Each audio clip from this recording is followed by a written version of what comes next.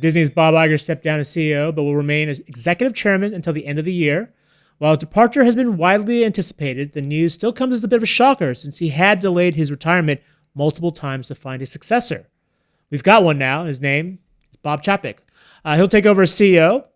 But before we talk about Bob, let's talk about the original Bob Iger, and his contribution to Disney. What were some of the big highlights for you? Bob to Bob for Disney. Yes. So it came out of nowhere in the middle of the earnings call yesterday. And in a way, he gets to go out kind of on top. Like Disney Plus, their streaming service launch was very successful. Right.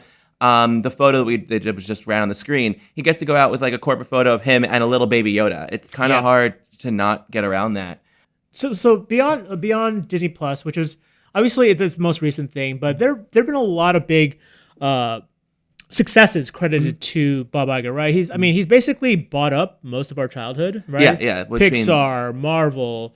What was the latest acquisition? He's basically bought everything. Lucasfilms, Fox. Yeah, how can I miss Star Wars? Sorry.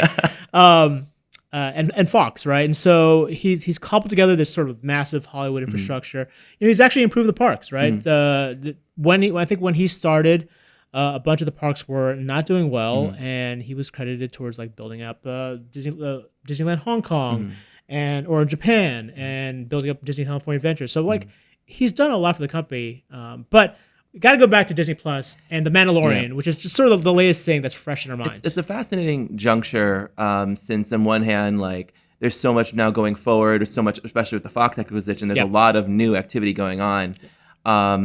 So he's choosing to step away amidst Marvel's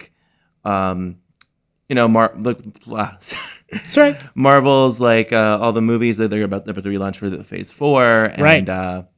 And of course, we've got to talk about Baby Yoda. Right? Yes.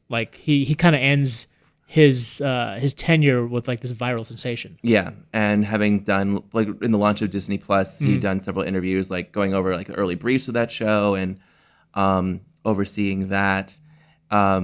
It's also sort of confusing because since there were 20 months left on his extension, I believe. And he's sticking around.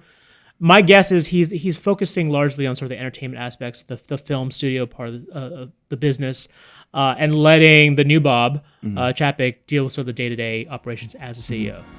And then on the other hand, because so much was built up, it might, from the consumer's perspective, it might not be that noticeable because everything has already been put into motion, and then it's just a matter of Disney continue to ride through their decisions for the next couple years of movie and parks and stuff.